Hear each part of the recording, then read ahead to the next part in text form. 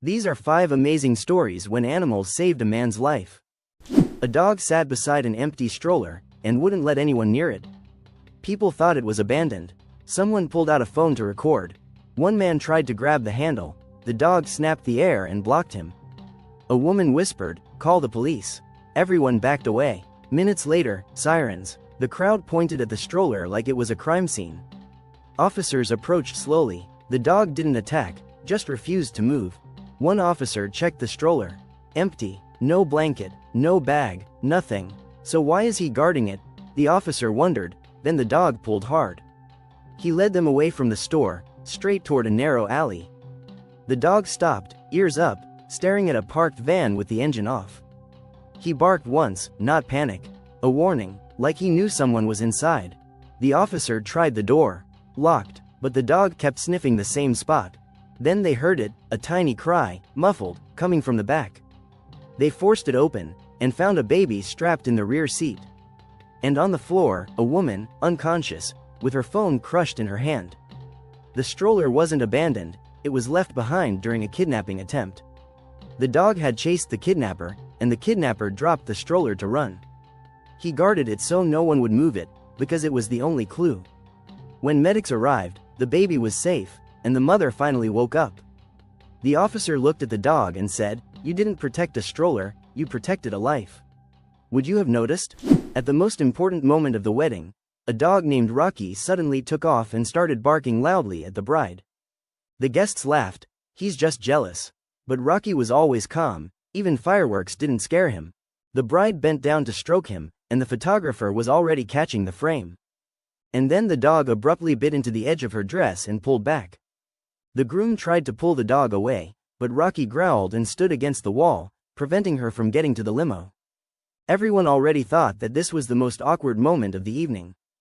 But what happened next made people turn pale. The limo was parked on a slight incline, and suddenly it started moving slowly, as if someone had pushed it. The bride stepped forward. Rocky yanked her back. The car rolled faster, screeched, and a second later crashed into a stone flower bed exactly where the bride was supposed to pose. If Rocky hadn't stopped her, she would have been right on the trajectory. The driver repeated in a panic, "I put the handbrake on. I definitely bet." At first, everyone thought it was an accident. But it's not over yet. The mechanic lifted the car and saw that the brake cable had been cut neatly, like a knife. And then the groom remembered. In the morning Rocky did not want to leave the house and pulled him in the other direction. A parking camera showed a man in a hoodie crawling under a limo, and abruptly ran away when Rocky started barking. He was found the same evening. The bride's ex-fiancé wanted to disrupt the wedding. And Rocky just smelled someone else's scent and realized that trouble was about to happen. The bride hugged the dog right in the middle of the hall, and the guests applauded him. Do you think you would have listened to the dog right away? A person wearing a clown mask was standing at the school entrance.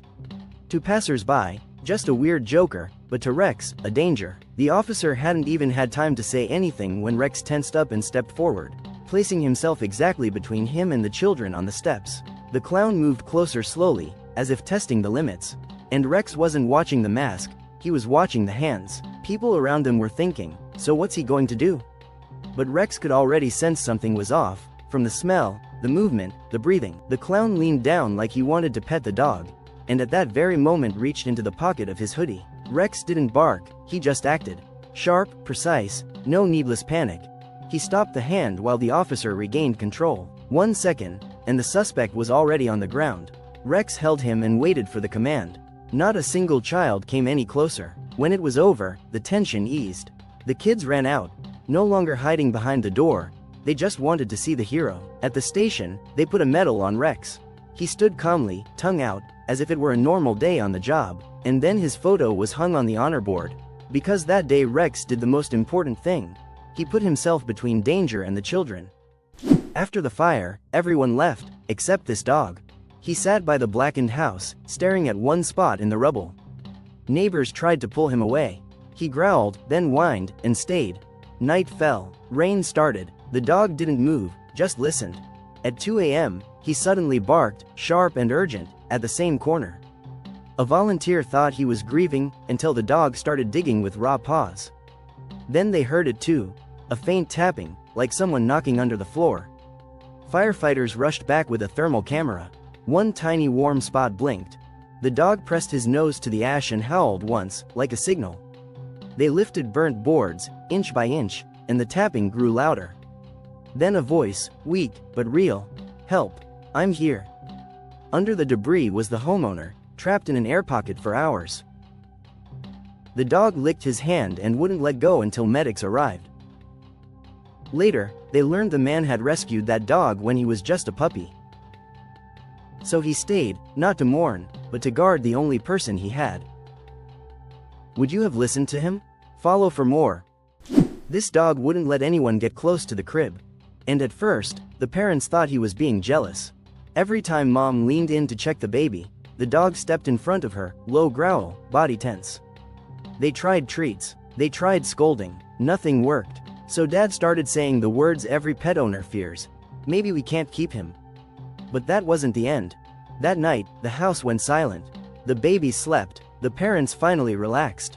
Then the dog shot upright and sprinted to the nursery. He planted himself by the crib again, this time shaking, whining, eyes locked on the doorway. Mom reached for the baby, and the dog blocked her harder than ever. And then mom noticed it. Not the dog, the air. A faint, sweet metal smell, and a soft hiss coming from the heater in the hallway. Dad's head spun. Mom's vision blurred. The dog barked once, sharp, urgent, then grabbed Dad's sleeve and pulled him toward the front door. They stumbled outside with the baby in their arms. Seconds later, the dog collapsed on the porch, still trying to stand between them and the house. When the paramedics arrived, they found a carbon monoxide leak. The baby would have never woken up. Neither would the parents. The dog didn't guard the crib to keep them out. He guarded it to keep the baby alive. Would you trust your dog, even when you don't understand him?